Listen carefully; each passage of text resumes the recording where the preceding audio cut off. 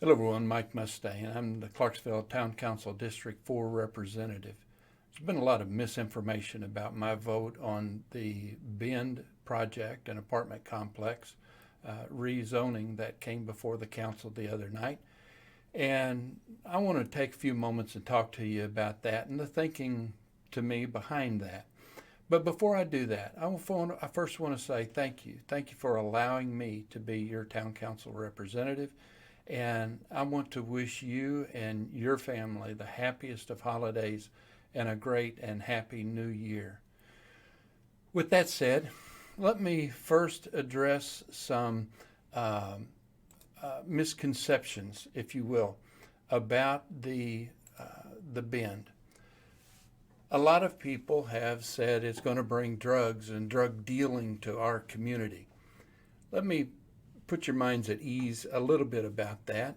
Uh, it is illegal in Indiana, and it carries a higher standard of punishment for dealing drugs within 1,000 feet of a school. So, is there going to be a drug problem here?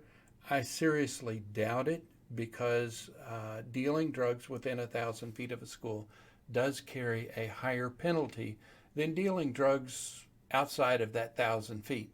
So, drugs are in our community, they are in our neighborhoods, but to say that this development is going to bring drugs and drug dealers into or closer to the school, that just simply is misinformation.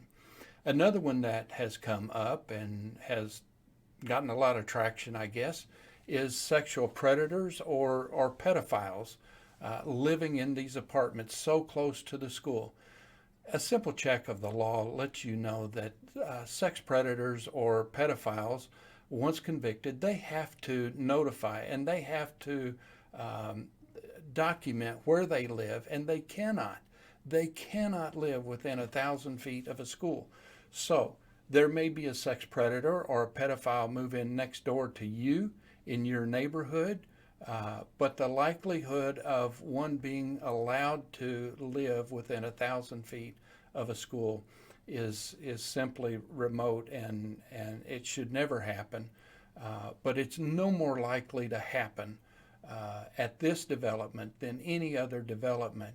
And in fact, in my estimation, it's less likely because of its proximity to the school. Another one is almost comical that this is a $52 million housing for Afghan refugees. I've talked to the developer and told him about this, and he, like me, laughed when he heard this. This is not a housing project for Afghan refugees in any way, shape, or form.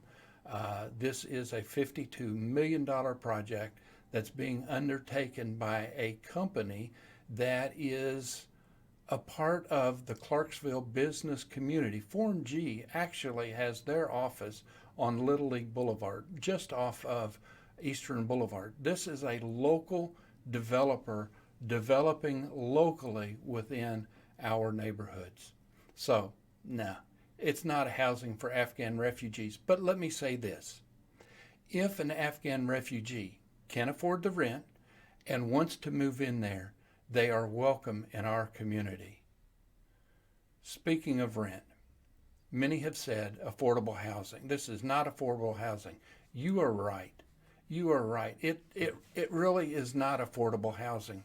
But let me say this: twice since I've been on the council, affordable housing projects have come before me and come before the council.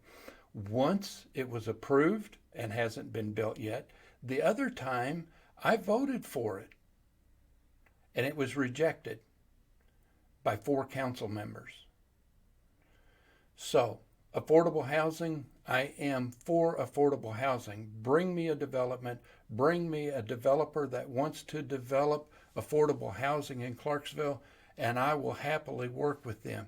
But in the meantime, we cannot deny a developer or a builder the opportunity to build and develop in Clarksville on a piece of property that he wants to buy and develop simply because the rent is too high. That is illegal, and it is against redevelopment and plan commission, even the Clarksville uh, housing regulations. But then there's also been conversation about, why didn't you all send them over on Broadway, have them build this on Broadway? The truth of the matter is, we didn't send them anywhere. They came to us with a petition to rezone this piece of property. The town didn't bring them to this position. They didn't bring them to this piece of property. In fact, this piece of property has been for sale for quite some time. Anyone could have bought it. They came to us and they wanted to buy this piece of property and they wanted to develop here. We cannot deny them that opportunity to develop that as they see fit if it's their property. Let's face it, across the street is apartments. Across the other street is apartments. Across the third street is apartments. And we cannot say, you cannot put apartments here and deny them that opportunity. It's just not legal. So, with that said, let me move on to probably the biggest point of conversation about this, and that is traffic. As you look at this, and I'm looking at it backwards, so as you look up here, you will see the number 32,000, and then a little line drawn right there. That line is at Sam Gwynn. So the traffic count on Veterans Parkway from Sam Gwynn to the interstate is 32,100 trips a day. This is a few years old, so it's probably more than that. But 32,100 trips a day. Now, from Sam Gwynn, come down past Broadway, all the way down to about the Dairy Queen, but the actual next marker is just at Clevedence Drive. But if you come down there, you see the traffic count drop to 22,700. So that means that between the interstate and Sam Gwynn, and actually Sam Gwynn to Clevedence Drive, there is almost a 10,000 trip count drop off. So between Clevedence and the interstate, there is a lot of traffic that is unloaded in the VPCZ, the Veterans Parkway Corridor Zone. Okay? And for years, all of us have complained about the traffic. For years, all of us have complained about all the development out in front of Town Hall. And I've listened to you. I've heard that. And I agree with you. It is at times very bad. At other times, we move through there at a pretty good pace. But here's the other thing. And before I get into it, let me make some assumptions with you, if you will. 312 apartments. Let's say, just for giggles, and it probably isn't going to happen, but let's say that each of those apartments has 2 vehicles.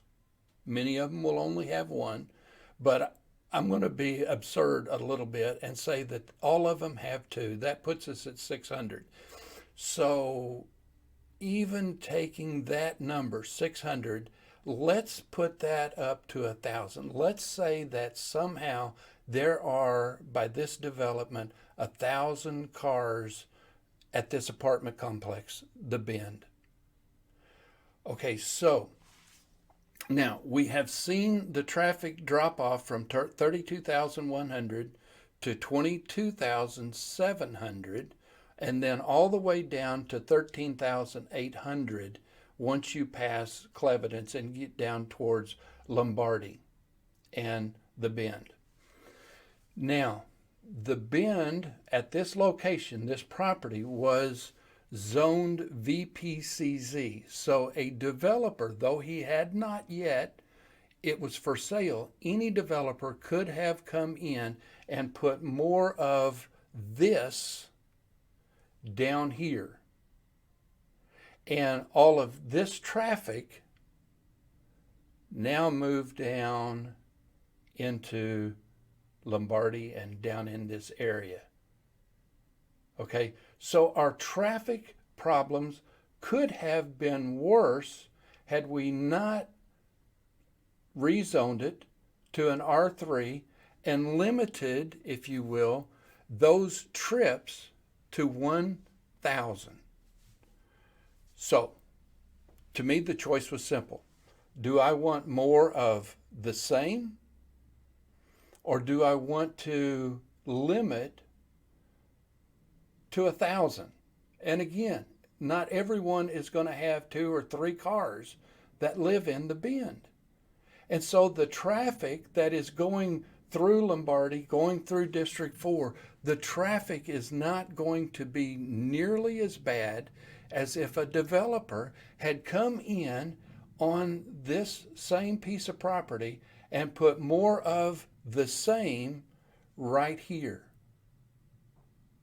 That's my thinking on this.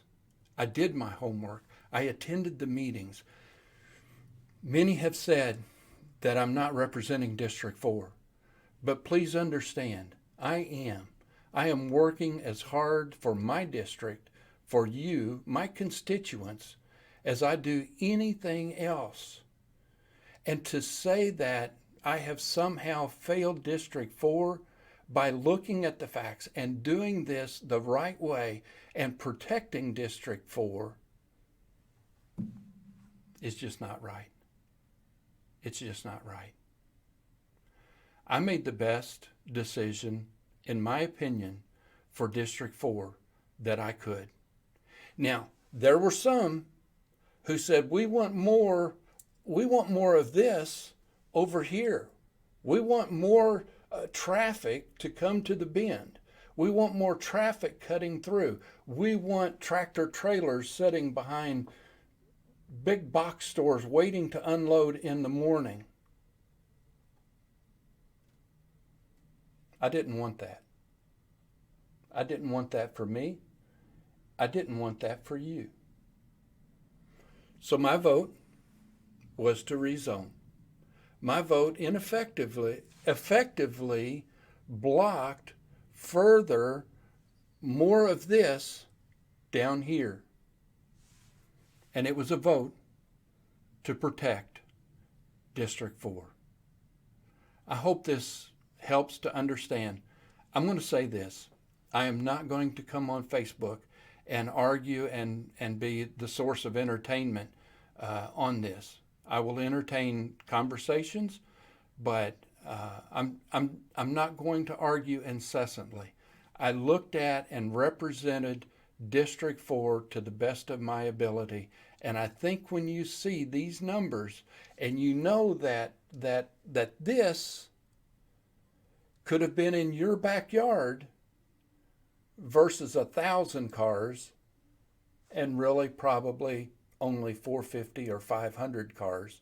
And that's assuming that everyone in the Bend leaves every day and makes a trip down through here or down around and to Lewis and Clark. That's my thinking, and I appreciate your support, and I will always work my hardest for you, District 4. Thank you.